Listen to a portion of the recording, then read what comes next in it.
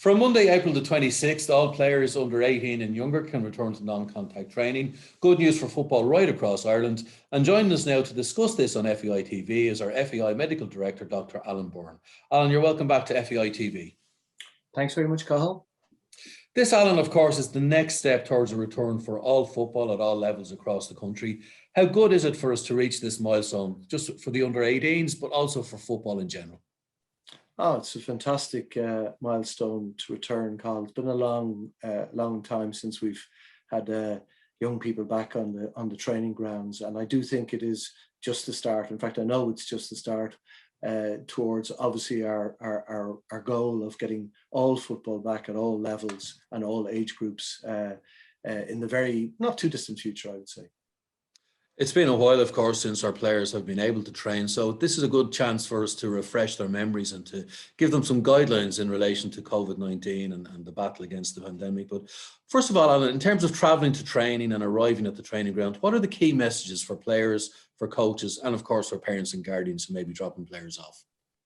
Yeah, one of the key areas really from the point of view of safety in terms of travelling to training sessions and traveling to and from training sessions is to avoid carpooling. Now, I'm a realist and I understand sometimes this will be unavoidable. It's just the nature of things, but we know it is an area where close contact can arise. And, you know, if a case arises and you're a close contact with that person, well, then you are also out of action from a training viewpoint, and also to avoid public transport. So carpooling to be avoided where possible, and to avoid public transport. Many parents and guardians, of course, will want to be the ones to drop their players off, particularly when we're dealing with the younger ages. What are the key messages for them around the training sessions and their involvement? Well, I'm sure the parents and guardians, like all of us, are absolutely delighted that their loved ones are heading back to training at last. I think, I mean, they've obviously played a huge role in all of this since it began. But I think being really careful about the drop-off and pick points around training. I'm just going to emphasize the carpooling, which I've mentioned already. I think maybe if I was to reflect on the last year or so in general around this, I think behavior and leadership are two key components around the prevention of getting COVID. So obviously children look up to their parents and guardians, and that whole role in terms of leadership and behavior is key. So the preparation for training will be in the car, you know, maybe communicating to their loved ones about, you know, how great this is, first of all, to be back training, but also how we need to protect that and look after that, because we don't want anyone to miss out because they're a close contact of anybody or they become unwell as a result of COVID. We are, of course, returning with non-contact training in pods of 15 and with child safety in mind, etc. So there's 2 coaches and 13 players in the pod of 15. And of course, there are so many things that a club need to do. A COVID compliance officer, for example, needs to be present at all training sessions. What are the other things clubs can do, Alan, in terms of dressing room access, in terms of toilets, etc.? Well, we know for a fact, obviously, that indoor settings are significant areas for viral transmission. So there won't be the use of dressing rooms. And I'm hoping, obviously, the weather is lovely today. Hopefully it stays that way. We're coming in towards the summer and it'll make the fact that we can't use dressing rooms a little bit more palatable. But I would still emphasize all the same things we've been talking about. If you don't know how you get COVID-19 at this stage, I think you'd have to be on Mars.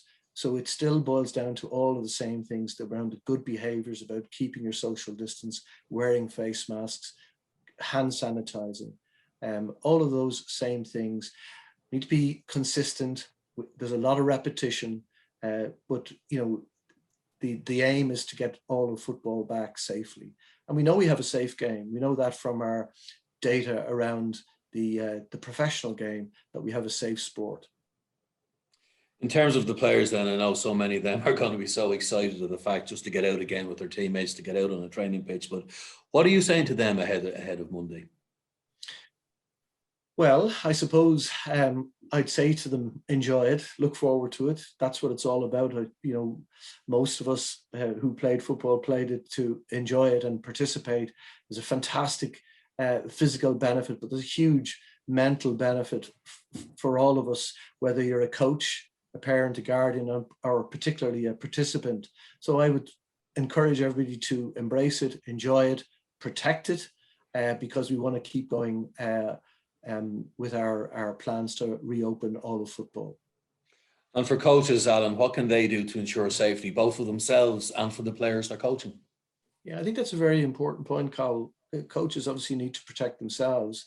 They have a huge role to play. I think any of us when we were younger, were coached, your coach was a really important person in your life. So coaches have a huge role of influence on their the children that they're coaching. So in terms of behavior and leadership, things I've mentioned already, they're really important. But I think we mustn't get away from the fact that we need to enjoy this. This is something to look forward to. We've been waiting on this for some time now. So the enjoyment is a very important part of all of this, and it's something we shouldn't lose sight of. I've heard you say this many times, Alan, and I'm just going to ask you to repeat it because we are so close now to a return to training for 18s and under. In terms of COVID-19 doesn't care who you are, does it? No, it doesn't. I've said this many times from the beginning. It doesn't matter if you're the coach, if you're the parent, the guardian, if you're the best player on the team, the worst player on the team, the captain, the top goal scorer, it doesn't care. Just looking for a host to infect. And it's best to make sure you're not that host.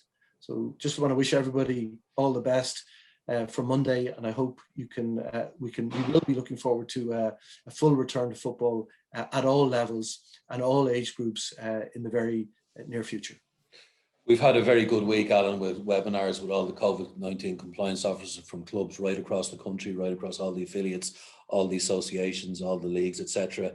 So much information has been gathered over the last year, hasn't it? And that is now available to the clubs through the FAI website, through the frequently asked questions, documents, etc. Absolutely. We've accumulated a huge amount of information. I think people in general know a lot about all of this, but we have a huge resource on our website that's accessible to anybody who wishes to look at that. And we're also very amenable to being asked questions that may arise that we haven't answered, and that can be accessed through our COVID checklist. And that email is covidchecklist@fai.ie. And finally, Alan, I'm sure you'll join me in wishing everybody a safe return to training from Monday. Absolutely, that's what it's about. I've said a few times about enjoyment. I'm excited by it. It's great to be, heading towards this day, and I do believe it is a real beginning for us as an association and as football lovers to get back at all levels of playing and training in the very near future.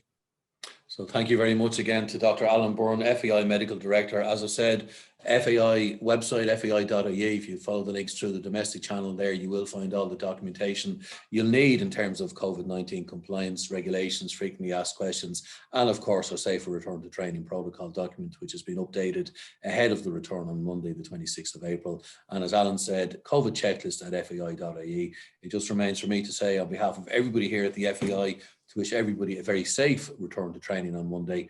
And as Alan has said, please do stay safe. This is the next step in the return for all football at all levels. And we wish everybody back on Monday the very best of luck and the very best of enjoyment.